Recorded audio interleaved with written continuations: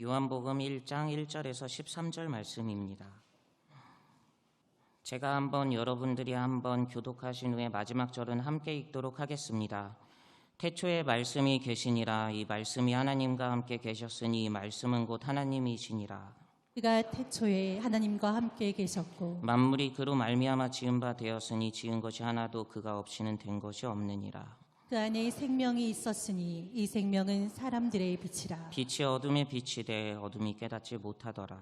하나님께로부터 보내심을 받은 사람이 있으니 그의 이름은 요한이라. 그가 증언하러 왔으나 곧 빛에 대하여 증언하고 모든 사람이 자기로 말미암아 믿게 하려 함이라. 그는 이 빛이 아니요 이 빛에 대하여 증언하러 온 자라. 참 빛 곧 세상에 와서 각 사람에게 비추는 빛이 있었나니 그가 세상에 계셨으며 세상은 그로 말미암아 지은 바 되었으되 세상이 그를 알지 못하였고 자기 땅에 오매 자기 백성이 영접하지 아니하였으나 영접하는 자 곧 그 이름을 믿는 자들에게는 하나님의 자녀가 되는 권세를 함께 주셨으니 읽겠습니다. 이는 혈통으로나 육정으로나 사람의 뜻으로 나지 아니하고 오직 하나님께로부터 난 자들이니라. 아멘.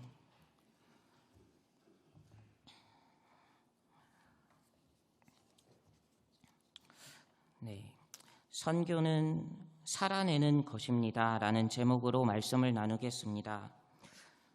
선교는 무엇일까요?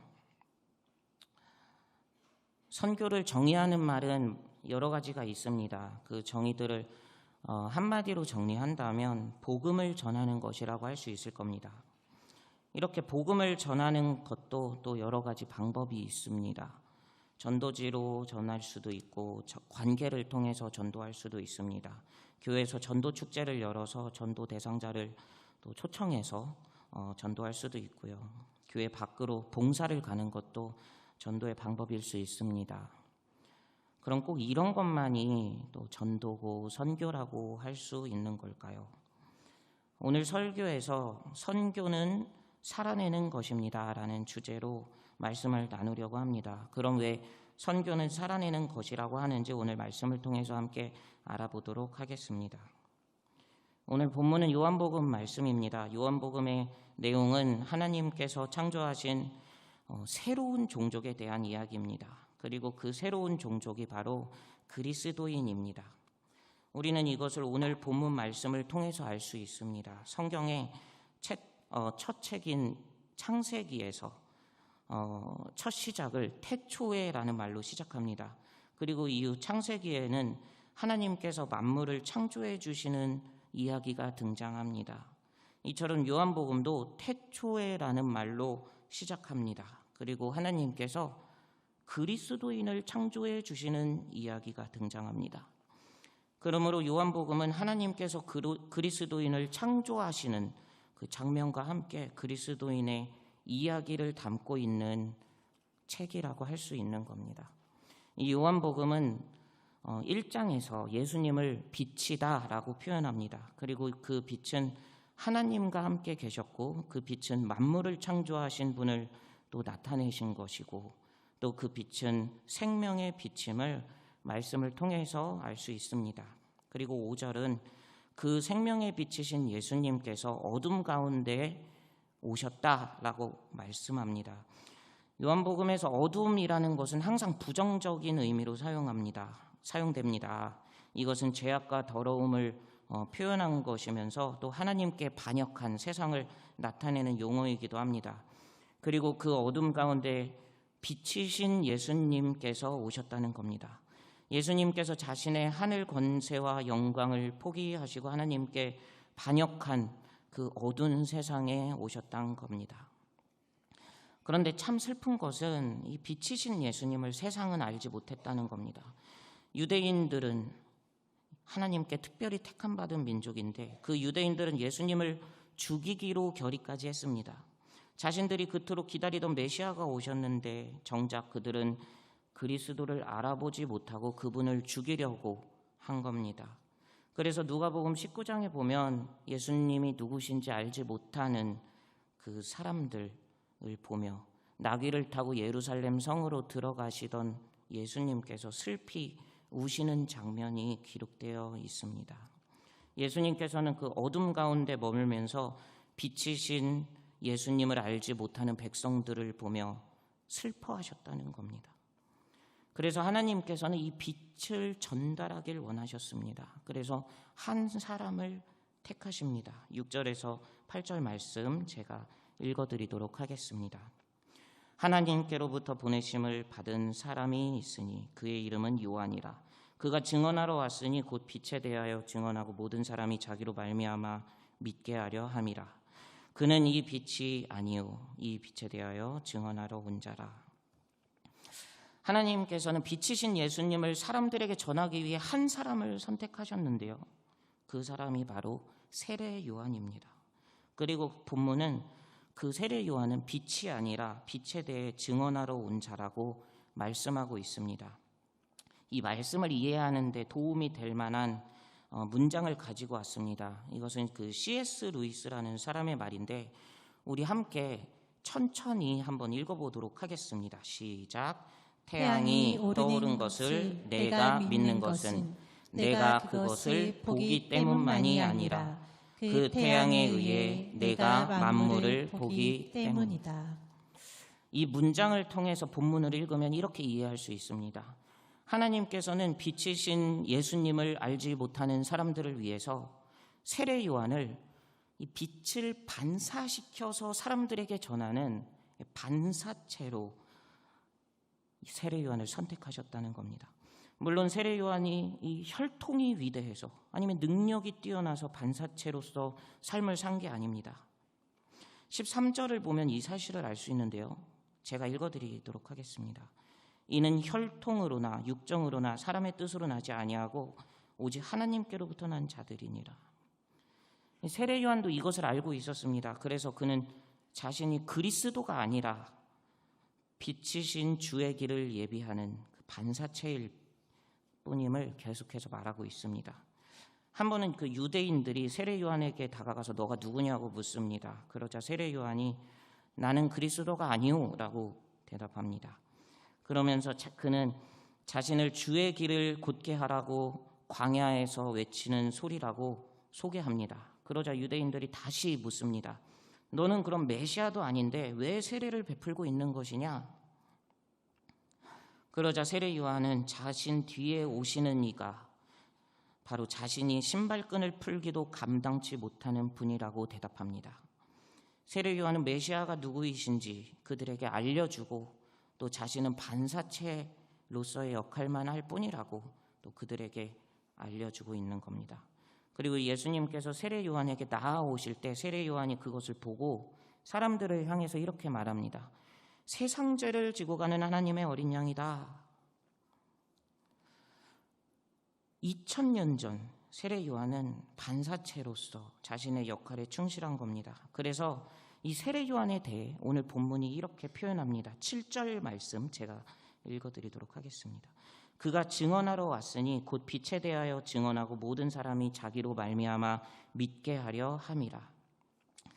우리의 영원한 빛이신 예수님께서 이 땅에 성육신하여 주신 지 지금 2000년이 지났습니다. 우리는 2000년 전 그리스도인들이 만난 그 예수님을 만나고 있습니다. 그리고 우리가 이 예수님을 믿을 수 있었던 이유는 바로 하나님께서 세례 요한을 택하셔서 우리에게 빛이신 예수님을 전해주셨기 때문이라는 겁니다. 세례 요한은 예수님을 증언했던 첫 번째 반사체였습니다. 그리고 그 이후 두 번째 반사체, 세 번째 반사체들이 계속해서 하나님께 선택을 받아 예수 그리스도의 빛을 세상에 전달했습니다. 그리고 하나님께서는 지금 이 자리에 있는 우리도 빛이신 예수님을 전하는 반사체로 부르고 계십니다. 그럼 빛이신 예수님을 전하는 우리 반사체들은 어떤 태도를 지녀야 할까요? 우리는 그것을 하나님께서 하신 일을 통해 알 수 있습니다. 전능하신 하나님께서는 스스로 존재하시고 또 영광받게 합당하신 분입니다. 그런데 이 위대한 하나님께서 자신만을 위해 존재하는 삶을 선택하지 않으셨습니다. 하나님께서는 스스로 하나님 자신을 반역한 어두운 세상에 죄인의 모습으로 오시기로 결정하셨습니다. 그리고 십자가를 지심으로 진짜 죄범한 우리를 대속해 주셨습니다. 이것이 하나님께서 하신 일입니다. 이곳에 모인 우리가 하나님께서 그런 삶을 선택하셨다는 것을 믿는다면 우리도 우리 자신만을 위해 존재하는 삶을 선택해서는 안 됩니다. 우리는 생명의 빛이신 예수님의 모습을 사람들에게 그대로 반사시키는 반사체의 삶을 선택해야 합니다. 나의 영광을 위해 사는 삶이 아니라 아직도 그 어둠에서 빛이신 예수님을 알지 못해 죽어가는 형제 자매 위에 사는 삶을 선택해야 합니다. 그것이 바로 빛이신 예수님을 전하는 반사체, 바로 증인의 바른 태도라고 할 수 있습니다. 그리고 그 증인이 하나님께서 새로 창조하신 새 종족 그리스도인입니다. 이제 저는 제가 만난 그리스도인들의 이야기를 들려드리도록 하겠습니다. 그리고 이 이야기를 들려드리기 위해 제가 한 가지를 준비했는데요. 그것이 바로 이 종이입니다. 사실 제가 보여드릴 이 종이 접기는 복음을 전하기 위한 도구로 사용됩니다. 저는 이것을 제가 최근에 만난 그리스도인 중 한 명에게 배웠습니다. 그리고 이것을 제가 담당하고 있는 소년부 아이들에게도 보여줬는데 반응이 매우 좋았습니다. 그래서 저는 이 종이 접기에 오늘 제가 준비한 이야기를 담아서 또 여러분들과 나누려고 합니다. 이것을 나누기 위해서 우리 상상력이 좀 필요합니다. 이것은 무엇일까요? 좀 눈이 부시지 않으십니까? 이건 반사체를 의미합니다. 지금부터 제가 들려드릴 이야기는 이 반사체로 살아가는 사람들의 이야기입니다. 하나님께서 이 땅에 말씀으로 오셨습니다. 그리고 이 말씀께서는 만물을 창조하신 분입니다. 이 말씀 안에는 생명이 있습니다. 그리고 그 생명은 사람들의 빛이라 할 수 있습니다. 그 빛이 어두운 세상 가운데 거하는 사람들에게 비추었습니다. 그런데 세상 사람들은 그 빛을 알지 못했죠. 그들은 이 빛을 무시했으면서 또 십자가에 못 박으라고 외치기까지 했습니다. 그래서 하나님께서 한 종족을 창조해 주셨는데 그들이 바로 그리스도인이라 불리는 사람들입니다. 그래서 성경은 그들을 스스로 난 자가 아니라 하나님께로부터 난 자라고 묘사하고 있습니다. 이렇게 새로 창조받은 사람들은 증인으로 살며 빛이신 예수님을 반사해서 세상에 전하는 임무를 부여받았습니다.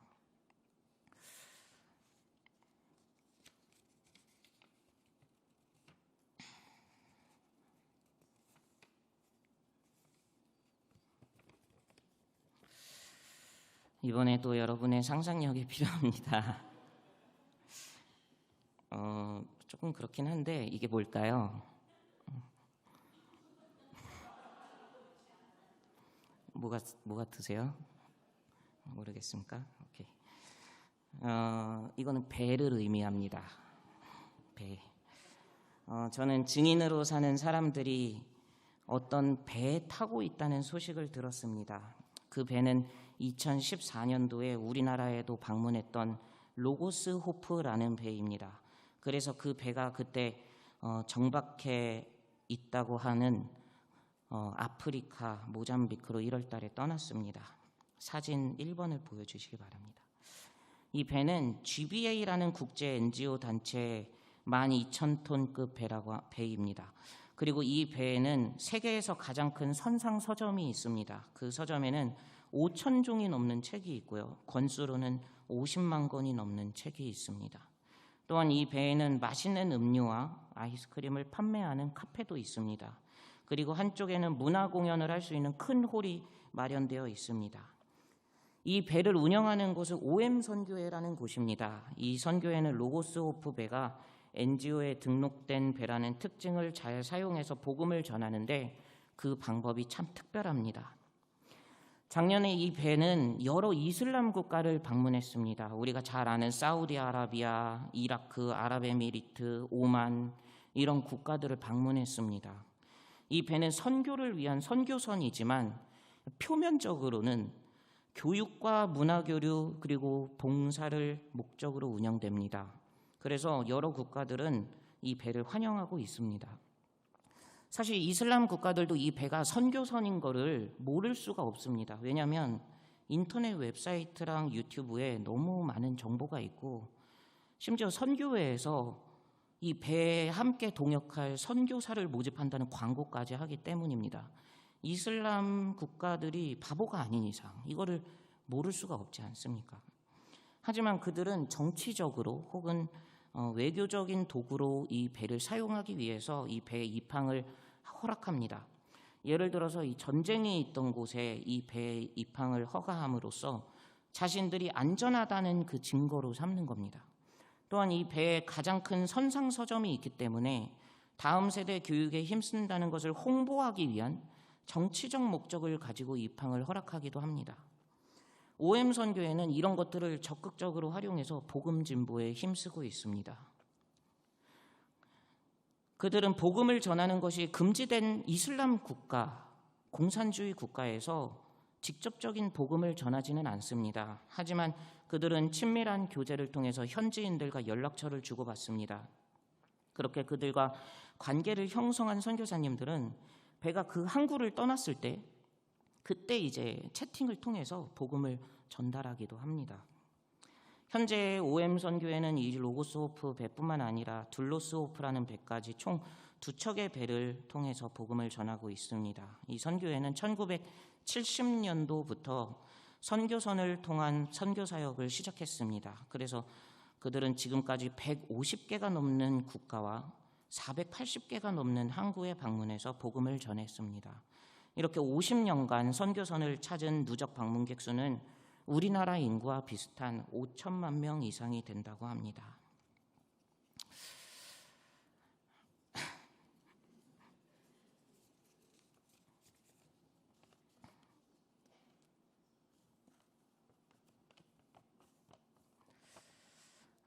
이것은 상상하기가 좀 쉽습니다. 이게 뭘로 보이십니까? 집 감사합니다.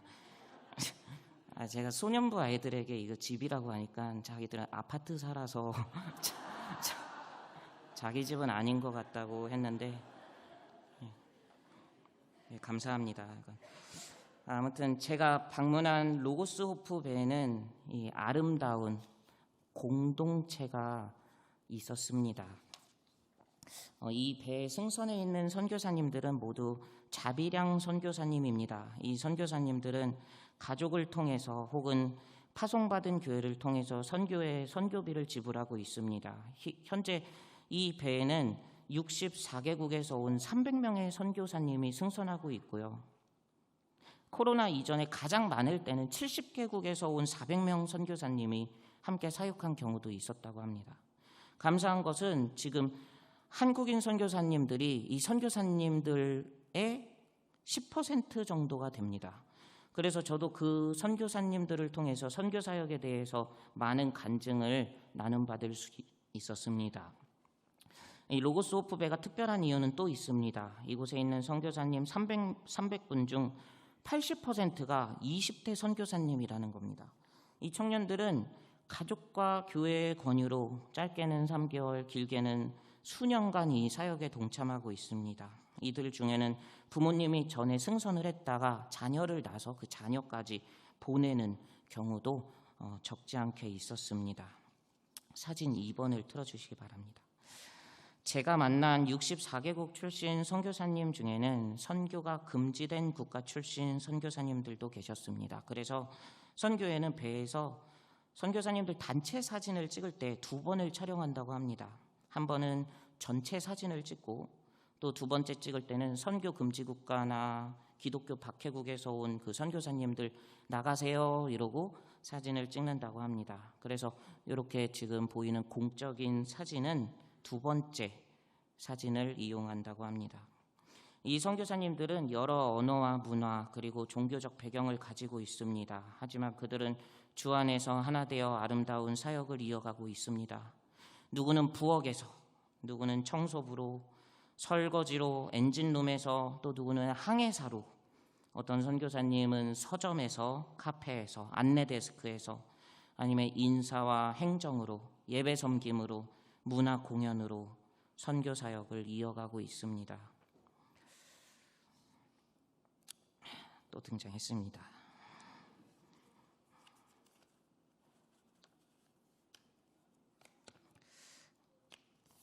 네, 이것은 무엇을 의미할까요? 오, 감사합니다. 비행기고 또 자동차가 될 수도 있습니다. 저희 이제 소년부 아이들 중에 한 명은 이게 KTX라고 또 보는 아이들도 있었고요. 신발이라고 보기도 했습니다. 다 되는 것 같습니다. 이것은 C-Day를 의미합니다.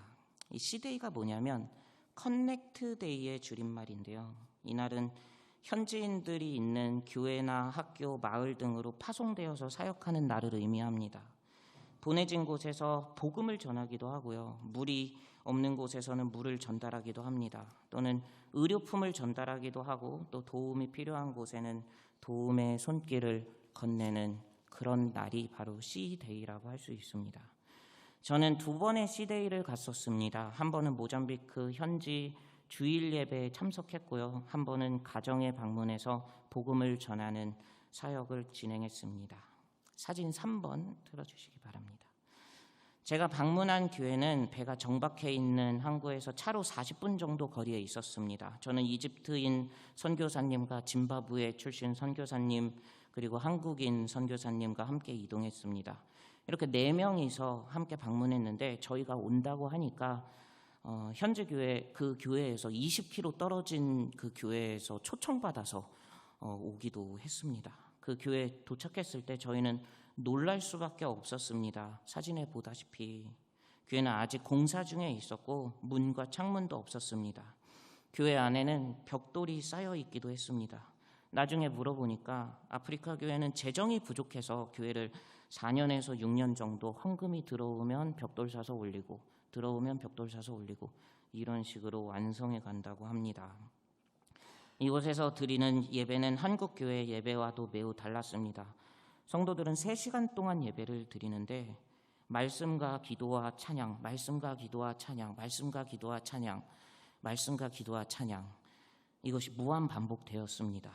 그리고 일어서고 앉고 하는 시간이 많아서 거의 20-30번 정도 앉았다 일어섰다를 반복한 것 같습니다. 예배에는 그 어떤 악기도 없었습니다. 하지만 누군가 찬양을 시작하면 함께 찬양을 불렀고, 또 인도자가 기도하면 함께 기도했습니다. 그리고 예배 중간에는 성찬식도 있었습니다. 그 장면을 잠시 영상으로 한번 보시면 좋겠습니다.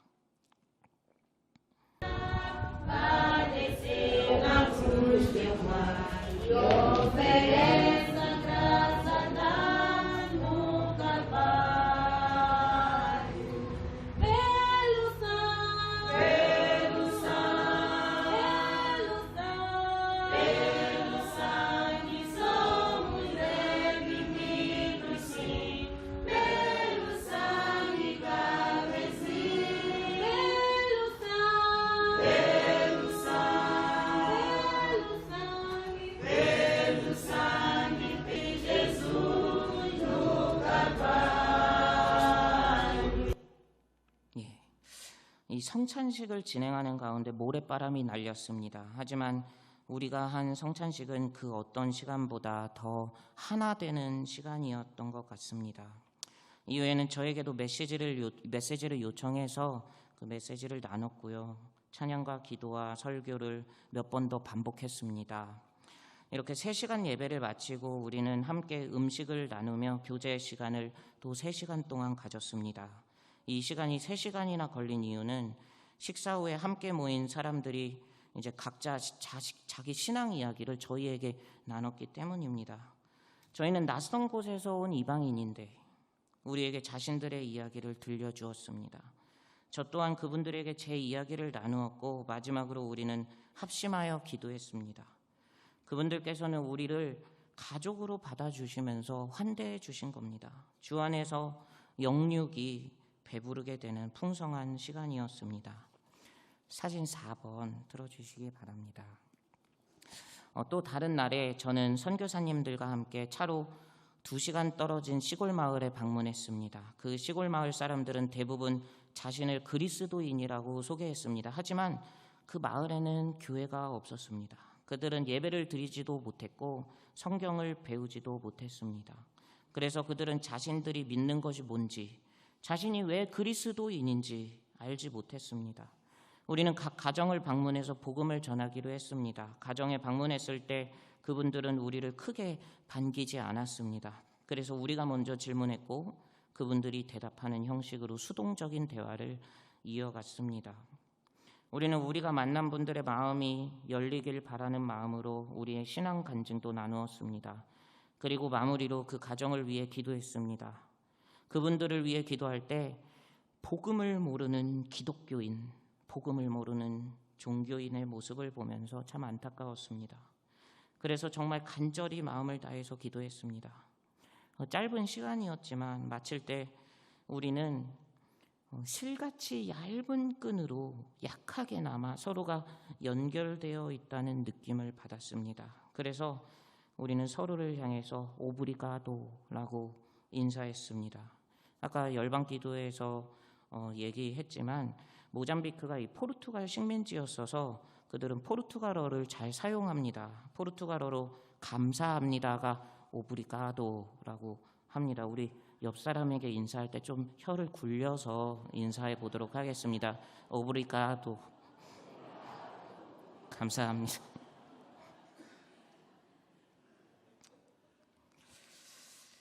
네, 이제 또 종이죠.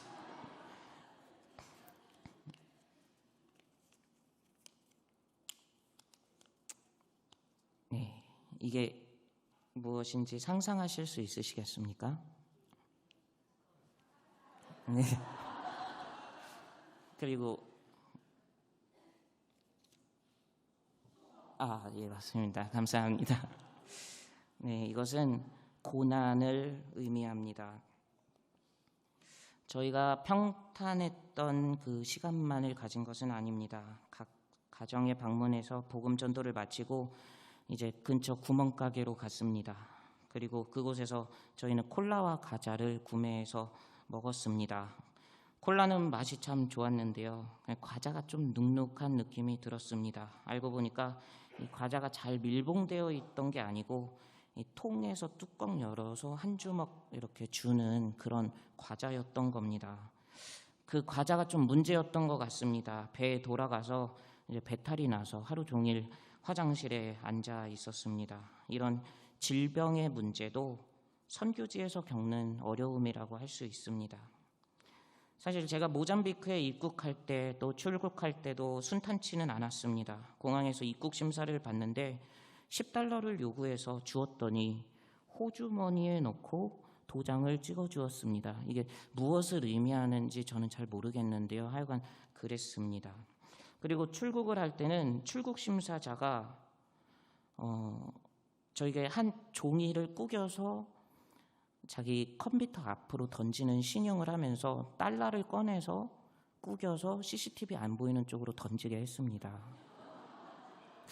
이게 또 무엇을 의미하는지 저는 잘 모르겠지만 그렇게 돈을 뜯기고 말았습니다. 이제 가장 마음이 어려웠던 거는 입국할 때 짐을 잃어버렸던 겁니다. 배에 한국인 선교사님들이 여러 명 있었기 때문에 선교사님들의 그 한국에 있는 가족분들이 제가 갈 때 그 짐을 전달해 달라고 부탁을 받아서 그 짐을 화물로 가지고 가게 되었습니다. 그런데 그 짐을 모잠비크 공항에서 찾지 못했습니다. 그 짐이 어디에서 없어졌는지도 알 수가 없었습니다. 또 그 짐에는 한국에서 어렵게 목회하시는 목사님이 배에 타서 사역하고 있는 딸을 위해서 어렵게 준비한 $500도 들어 있었습니다. 하지만 며칠 뒤 항공사에서 이 짐을 찾았다고 연락을 주었고요. 짐을 찾게 되었습니다. 할렐루야. 제가 있는 동안 다른 선교사님은 또 강도를 만났습니다. 선교사님들이 도시 한복판에서 강도를 만나서 핸드폰을 빼앗겼습니다. 다행히 다친 사람은 아무도 없었고요. 강도도 이제 초보였는지 금방 붙잡혀서 핸드폰을 찾게 되었습니다. 사실 이런 일들은 정말 빈번하게 일어나는 일들입니다. 그런데 절대 일어나서는 안 되는 일도 있었습니다. 1988년도에는 이 선교의 첫 번째 선교선이 침몰하는 사건이 있었습니다. 폭풍우 속을 달리던 선교선이 암초에 부딪혔고 결국 침몰하고 말았습니다. 하지만 평소에 선교사님들이 엄격하게 구조 훈련을 받았기 때문에 아무도 사망하지 않고 무사히 구출된 사건도 있었던 겁니다. 귀한 선교사님 두 분이 순교하는 일도 있었습니다. 로고스 오프 호에는 선교사님 두 분의 이름으로 된 방이 각각 있습니다. 그 선교사님들은 1991년에 필리핀 섬 사역 중에 이슬람 과격단체가 배에다가 던진 수류탄에 맞으며 그것을 몸으로 덮으며 순교하게 되었습니다. 이때 그 카렌과 또 소피아 선교사님 이렇게 두 분이 순교하셨고 30명의 선교사님들이 파편에 의해서 부상을 당했습니다. 하지만 이 모든 것보다 더 큰 고난이 있습니다. 선교사로서의 자격을 스스로 의심하게 하는 사탄의 공격이었습니다. 20대 선교사님이 대부분인 그 특성상 그분들은 진로와 학업에 고민이 많은 분들입니다. 스스로를 아니면 다른 사람을 선교사라고 인정하지 않는 경우가 많이 있습니다. 이것도 선교를 위축시키는 사탄의 공격이고 그리스도인이 받는 고난이라는 겁니다.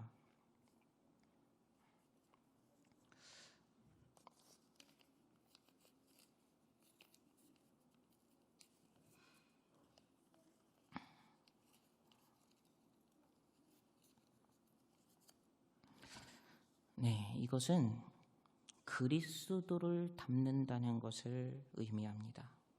제가 나열한 여러 고난들은 본질적으로 그리스도인의 신분을 상실시키지 못합니다. 그리스도인은 혈통이나 또 스스로의 능력으로 그리스도인이 된 게 아니기 때문입니다. 하나님께서 창조하신 그리스도인은 예수님의 성육신과 낮아짐으로 난 자들입니다. 그래서 사탄은 하나님께로부터 난 우리 그리스도인의 신분을 절대 상실시킬 수 없는 겁니다. 오히려 이 고난은 그리스도인이 더 그리스도를 닮게 합니다. 그리고 더 그리스도인답게 하는 겁니다. 그래서 이런 것들을 매일 경험하는 로고스 오프 배에 300명의 선교사님들이 입을 모아 하는 이야기가 있습니다. 이 배는 하나님께서 움직이신다는 겁니다. 60개에서 또 70개 국가 사람들이 다른 언어, 문화, 풍습을 가진 그 사람들이 복음을 전하겠다는 하나의 목적으로 모인 것을 보면서 이 배는 하나님께서 움직이신다고 고백하는 겁니다. 각자가 가지고 있는 약한 모습, 게으른 모습, 이기적인 모습이 있지만 복음이 전해지는 것을 보며 이 배는 사람이 아니라 하나님께서 움직이시는 것이구나 라고 고백하는 겁니다. 우리는 이런 물음을 가질 수 있습니다. 이것은 해외로 선교를 나간 사람에게만, 그리고 저 배에 타고 있는 사람에게만 해당될지언정 지금 이 자리에 있는 우리에게 어떤 의미가 있냐고 물을 수 있는 겁니다. 그러면은 지금 이 이야기들은 지금 이곳에 모인 우리들의 이야기가 될 수 있을까요? 제가 한국에 돌아오기로 한 전날 밤에 이제 그때까지 배탈이 낫지 않아서 약을 먹기 위해서 물을 받으러 배에 있는 식당에 갔습니다. 그곳에는 한국인 청년 선교사님들 몇 명이 있었고요. 그분들이 저에게 엔진룸을 구경시켜 주겠다고 했습니다.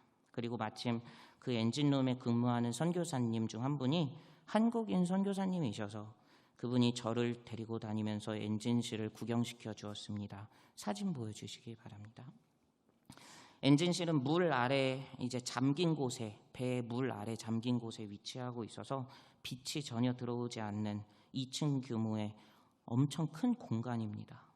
그곳에 들어간 느낌은 개미가 되어서 자동차의 엔진에서 그곳을 이렇게 돌아다니는 그런 느낌입니다.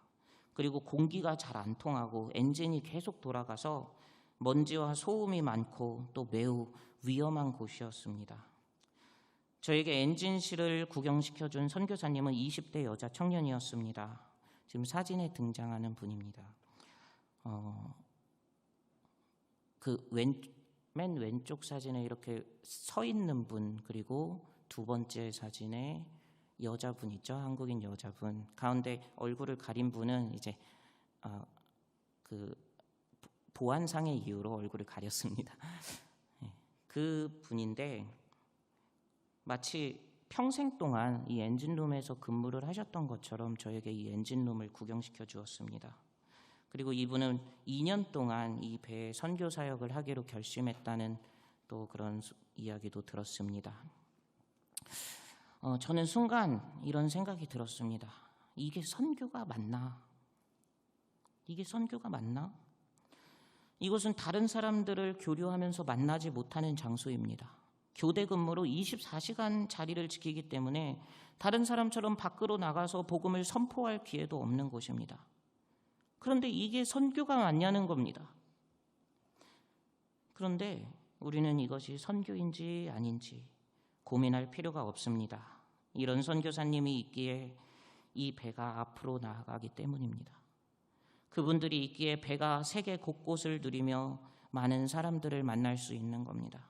그분들이 있기에 다른 선교사님들은 엔진실 신경 안 쓰고 복음을 선포하는 데 열중할 수 있다는 겁니다. 그래서 이것은 고민할 필요도 없이 주님이 맡기신 선교사역이고 그분은 하나님이 사용하시는 선교사님이라는 겁니다. 이것을 인정한다면 우리는 오늘의 이 이야기가 이 자리에 있는 우리에게 의미 있는 이야기임을 알 수 있습니다. 우리는 열방교회에서, 가정에서, 학교에서, 직장에서 그리스도인으로 살아갑니다. 그리고 하나님께서 맡겨주신 그 자리에서 살아갑니다. 그리고 하나님께서 소외된 자를 보내시면 그분의 말동무가 되어주고 세상의 기준으로 무가치한 자에게도 당신도 하나님의 자녀입니다. 이렇게 말해주며 살아갑니다. 하나님께서 보내주신 그 자리에서 하나님께서 맡겨주신 그 일을 하고 하나님께서 보내주신 사람들에게 애정과 관심을 전하며 살아가는 겁니다. 그리고 우리가 이렇게 살아갈 때, 우리가 이렇게 살아낼 때 어떤 일이 일어나는지 아십니까? 세계선교라는 큰 배가 앞으로 전진하기 시작한다는 겁니다. 우리가 하나님께서 보내신 그 자리에서 빛이신 예수님의 반사체로, 빛이신 예수님의 증인으로, 그리스도인으로 살아갈 때 어두운 세상 가운데 예수님의 빛이 도달하는 겁니다. 그리고 그 변화가 눈에 보이지 않는다고 속상해하지 마시기 바랍니다. 세례 요한이 처음 예수님의 반사체로 살아갈 때 2000년 뒤에 우리가 그가 증언한 빛을 믿고 있을 거라고 생각하지도 못했을 겁니다. 하지만 지금 우리는 그가 전한 빛을 따라 살고 있지 않습니까? 그러니까 이것은 우리가 반사체로 살면서 비춘 예수 그리스도의 빛은 절대 소멸되지 않는다는 의미입니다.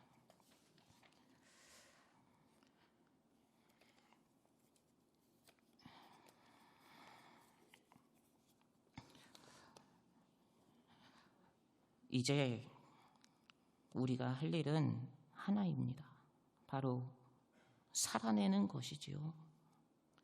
태양이 뜬 것을 보면서 태양이 떴구나 아는 것이 아니라 태양이 비추는 만물을 보면서